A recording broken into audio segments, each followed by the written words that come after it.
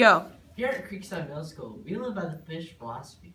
This helps us solve problems and work together. The first part of the fish philosophy is being there. How can we help someone get through a stressful day here at Creekside? There's so many simple but yet effective ways of doing this. One is simply just giving a high five, or two, saying a nice comment like nice shirt or something like that. The second part to the fish philosophy is to play. Creekside, we do more than just quizzes and stuff. We do a lot of fun things, like maybe during your Core Plus class, go outside and play a game. The staff here always try to make everything fun. Can you listen? The third part of the fish philosophy is make their day. On a long, stressful day, we all have to help each other get through it. So just a simple hello can go a long way. Another part of the fish philosophy is choosing your attitude. So if you wake up one morning and you're in a bad attitude, choose the right attitude. Be nice. The fish philosophy will help you in your 3 years here at Creekside. It will help you get a better understanding of here, and it will help you get through your day here at Creekside.